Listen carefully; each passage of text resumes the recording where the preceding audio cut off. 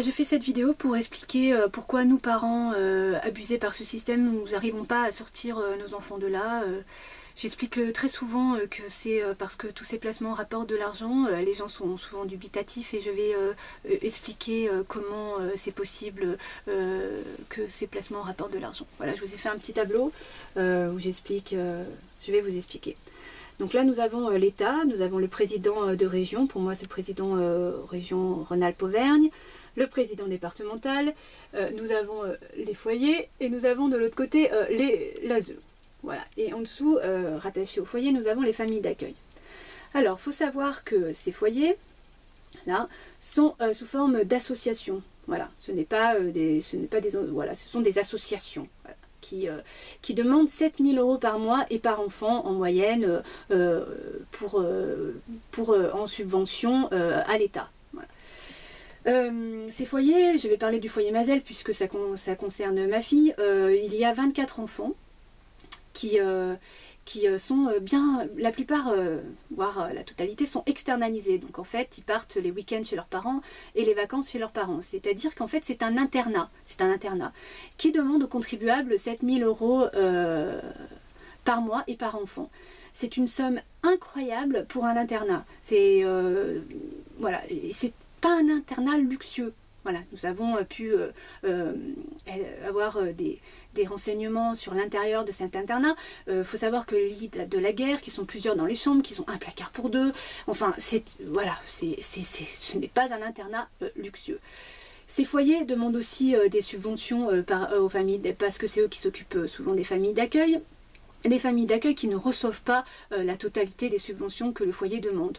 Quand on demande 70 € par mois pour des vêtements pour un enfant placé en famille d'accueil, la famille d'accueil va en toucher que 30. Où vont les 40 €? Et ainsi de suite, hein, pour l'argent de poche, et ainsi de suite, et ainsi de suite.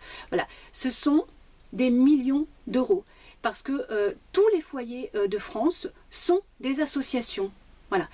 On met le minimum d'éducateurs, on leur donne on dépense le minimum d'argent pour que cet argent soit détourné. Hein, voilà. On ne sait pas où elle va. On a fait appel à la Cour des comptes pour surveiller, contrôler tous ces foyers. Nous n'avons jamais de réponse. Jamais, jamais, jamais personne ne va contrôler ces foyers. Voilà. 7 000 € par mois et par enfant. C'est impossible. Ce n'est pas possible qu'un enfant coûte aussi cher. Voilà. Donc, les directeurs de ces foyers demandent des subventions au président départemental et à la présidente du conseil général qui est la maire de mon village. Donc je comprends pourquoi elle n'a pas voulu me rencontrer puisqu'elle participe à tout ça. Qui, après cette demande, est envoyée au président régional qui demande l'argent à l'État, aux contribuables, à nous. Voilà. Voilà comment passe l'argent. Et comment ces placements se font? C'est très simple, hein, par des rapports mensongers de l'ASE, l'aide sociale à l'enfance, les AEMO, les éducateurs, qui sont des fonctionnaires qui sont payés pour faire des rapports mensongers, injustifiés, etc., etc., pour placer nos enfants. Voilà, parce que nous avons quand même pu avoir des informations sur la chef de service d'Issingeaux, c'est elle qui reçoit les signalements. Je vous assure que les parents qui sont dangereux, les foyers n'en veulent pas, mais l'ASE ne veut pas s'en occuper non plus, ni la justice d'ailleurs. Donc on va prendre des parents seuls, des gens malades, hein. Aujourd'hui il ne faut pas être malade, hein, je vous préviens, des phobies scolaires, des enfants en retard scolairement, des conflits parentaux. Alors ça c'est un régal, hein, parce qu'au moins ils peuvent amplifier le conflit, hein, qui dure des années et des années. Ils sont très très forts, hein. Voilà, et ce sont des gens, ils sont très nombreux, hein, puisque j'ai expliqué dans la vidéo précédente que ici il y a 2 à 3 éducateurs pour s'occuper de 24 enfants. Là, je suis face à 5 éducateurs qui va s'occuper du dossier de ma fille. 5 éducateurs qui vont me juger alors que je vois ma fille 1h30 tous les 2 mois et qui vont faire un rapport bien sûr à charge, hein, comme d'habitude de toute façon. Donc voilà, il y a beaucoup d'éducateurs, hein, on n'en manque pas. Par contre, il manque des aides-soignants, il manque des infirmières, il manque des enseignants, il manque des éducateurs dans les foyers, mais là on en met beaucoup parce qu'ils servent à maintenir tout ça. Voilà, à continuer à placer ses enfants. Parce qu'il faut savoir que la juge des enfants, elle reçoit le rapport de l'ASE, elle adhère à tous les rapports, tous les juges adhèrent au rapport de l'ASE. Hein. voilà, des rapports de l'ASE. Moi, j'ai un rapport de la responsable de l'ASE d'Issingeaux qui demande la continuité de la suspension. Voilà, sans aucune explication. Alors que c'est illégal, voilà, c'est illégal. Quand nous écrivons au ministre de la protection de l'enfance, il ne voit pas, ce n'est pas possible qu'il intervienne dans mon dossier parce que l'État et la justice s'est différencié. Mais monsieur, je vous ai envoyé le rapport de cette éducatrice, de cette responsable, qui fait un rapport illégal. Il y a des lois de l'ASE à respecter. On n'a pas le droit de séparer un enfant de son parent illégalement, sans justifier quelque chose. Et en plus, on n'a même pas le droit de le faire. Voilà, c'est interdit. C'est interdit par la loi, c'est interdit aussi par la Cour de cassation et par les droits de l'homme. Donc, je ne vois pas comment vous pouvez me répondre quelque chose comme ça. Ce n'est pas possible, ce n'est pas possible. Pareil pour quand même la ministre, la garde des Sceaux, voilà, qui me répond, qu'en raison du principe constitutionnel de l'indépendance de l'autorité judiciaire, il n'appartient pas à Madame la Ministre de formuler des appréciations sur les décisions de justice ou de remettre en cause ce qui a été jugé. Madame la Ministre, je vous ai envoyé les ordonnances de la juge. Voilà. La juge qui fait une suspension de 13 mois. De 13 mois, madame. Voilà, de 13 mois.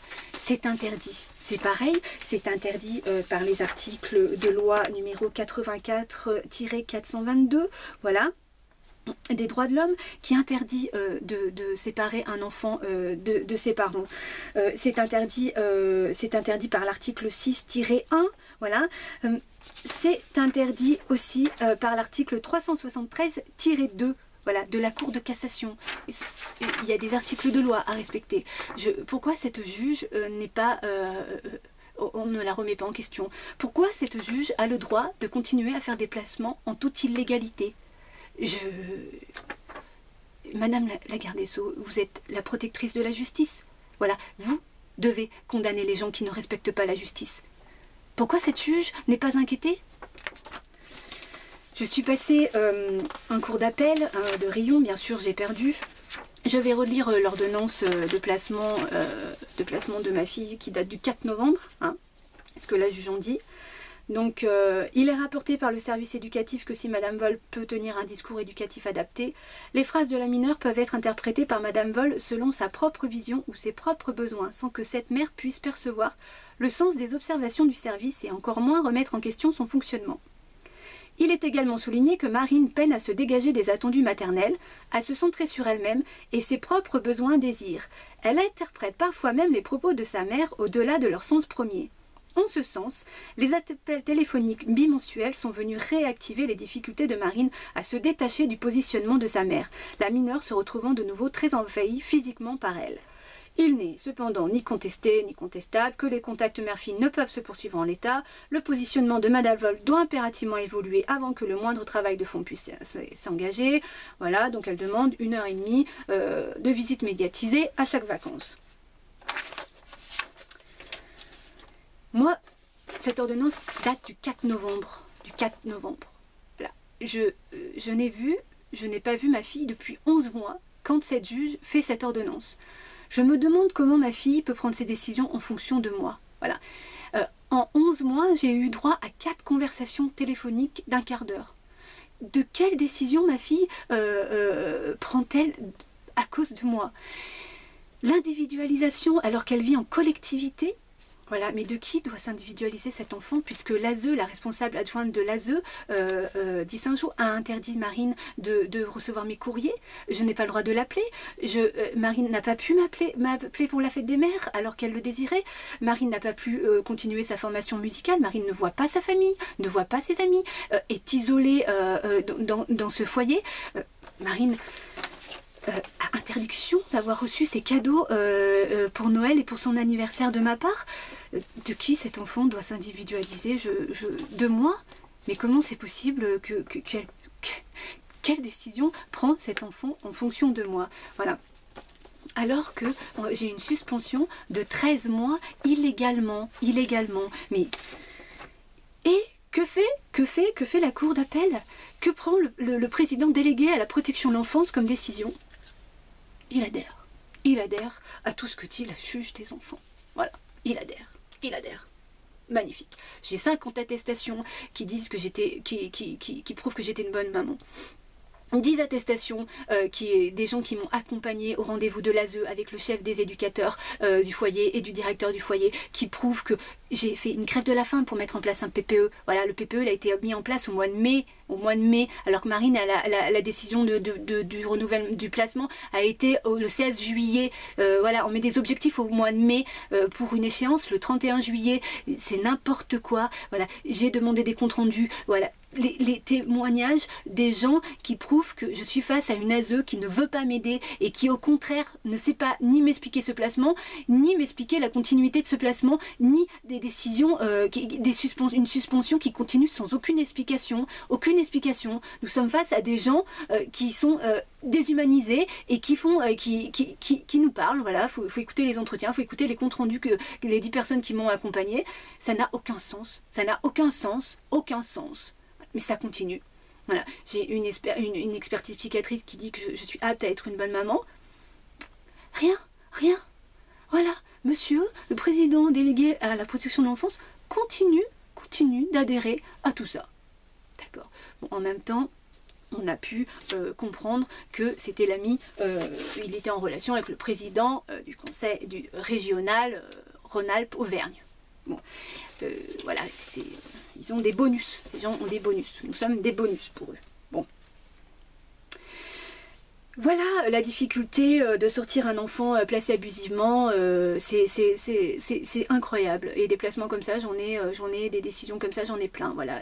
Ni l'ASE respecte ses lois, ni les juges sont obligés de respecter les lois. Enfin, tout le monde fait des placements illégaux, mais ça continue. Puis quand on écrit aux politiques responsables de tout ça, ils ne sont pas responsables. Bon. Eh bien écoutez, on va continuer à se rassembler, puis on va continuer à crier, puis peut-être aussi à agir quand même, parce qu'on ne peut pas laisser nos enfants être détruits quand on nous prend nos enfants pour le bien-être soi-disant de nos enfants, alors qu'on les met dans des foyers où le bien-être de l'enfant n'y est pas du tout. Voilà, c'est des foyers où ces enfants vivent des choses incroyables, sont dans des conditions inhumaines. Je sais pas. Et la justice adhère à ça. Bon, après on comprend pourquoi la justice adhère à ça, puisque ce sont des millions d'euros. Ce ne sont pas que les foyers des enfants, ce sont les foyers des enfants handicapés qui rapportent beaucoup d'argent sous forme d'associations, les maisons de retraite sous forme d'associations. C'est une manne financière, donc tout le monde a intérêt. La justice a intérêt que ça continue, l'État a intérêt que ça continue, parce que ça rapporte énormément d'argent. On peut détourner énormément d'argent grâce à ces associations. Alors, je vais m'adresser au président de la République. Aujourd'hui, nous descendons dans la rue pour essayer d'avoir une retraite, quand même, et parce que il manque de l'argent. Je crois que là, nous pouvons trouver beaucoup d'argent pour payer nos retraites. Également, nous avons 200 ministres payés 100 000 euros par an qui ne sont plus ministres d'ailleurs. Voilà, parce que nous continuons à payer les ministres même quand ils sont plus ministres, jusqu'à la fin de leur vie. Sans compter les sénateurs, les députés, et puis les élus qu'on paye quand même cher. Et les présidents qu'on continue à payer énormément, même s'ils ne sont plus présidents. Je pense que si vous cherchez de l'argent, on peut en trouver. Voilà. Entre parenthèses, je tiens à vous signaler que le président de région gagne plus sa vie que vous. Et il est beaucoup moins emmerdé, mais en même temps. Voilà, c'était juste une petite précision. Voilà, je vais dire voilà, mes ambitions 2020. Et bien sûr, j'écris à la Cour européenne, même si... voilà, c'est certain. Je ne suis pas sûre d'avoir une réponse positive, mais de toute façon j'essaye. J'ai envoyé le dossier des foyers Mazel et les écureuils à Genève. J'ai porté plainte également pour moi personnellement à Genève. Je continue à rassembler. L'éducatrice de la Drôme référente voilà, qui me disait qu'il y avait quand même des réussites dans ses placements. Nous avons remonté la carrière de cette dame et nous avons plus trouvé des gens qui ont envie qu'elle finisse comme Marie-Antoinette que finalement sont fiers de ce qu'elle a fait. On n'a pas la même lecture des choses, bien évidemment. Je voudrais